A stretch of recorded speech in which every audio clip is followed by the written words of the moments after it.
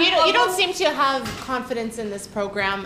Why not? And is it appropriate to stay on as Public Safety Minister?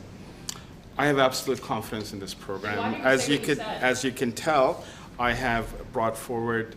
I'm making this announcement today in collaboration with my colleagues as well as Cape Breton Police. You said you do it differently if you could go back. You said you're doing it because the saying something that I will do differently is not saying that I don't have confidence in the program. What I suggested was, in order to do it differently, there's a lot of frustration amongst Canadians, amongst those who've been impacted, that this has taken far too long. So in terms of the process itself, we brought in the initial order in council in 2020, as you recall. There's another one in 2024 and another one March of this year. So my preference, and I will say this publicly, is that I would have preferred to have this done sooner. But I have absolute confidence in this program, and that's why I'm here implementing it. Why did you say it was about Quebec? Why did you say moving forward it was about Quebec? And that Quebec's different than the rest of Canada? Quebecers have been impacted by gun violence, by mass casualty events over a number of decades. My colleague here was in fact the coroner at the Dawson school shooting. We have another colleague who was impacted. She spoke about her experience at L'École Polytechnique. We know about the Quebec City mosque shooting. So this is a very live and real issue for Quebecers. It is also an issue for all Canadians, and that's why it is important that we're moving forward with the implementation of this program. You said on the recording that you did not think that local police had the resources to enforce this.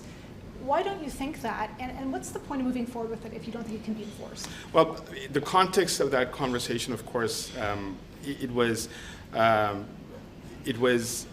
in a context of a scenario that was offered to me, and it was commentary on that. In terms of the ability of police, I have every confidence that law-abiding citizens, first of all, will ensure compliance with the law. Secondly, I also have every confidence that law enforcement will be able to do their job and to ensure the implementation of the criminal code.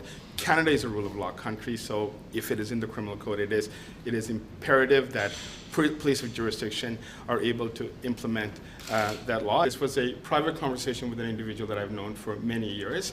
I said these two issues frankly, in bad humor, that is being misinterpreted. It is very clear that there was a private conversation. It is with someone. It is an acquaintance. Do we believe you well, now, or should we believe what you said on the phone? Well, first of all, it's not the phone. It was in the context of a private conversation in person. What is important is that if you look at it in context, that was not a serious attempt. It was a bad attempt at humor on my part. It was in no way to suggest that they will either I will bail them out or otherwise. That is not. Is it a subject you should do humor about? Is it a subject you should do humor about? Let's look at the context of it. It was a 20-minute conversation, and as part of the conversation in a private setting, it was a range of issues that we discussed.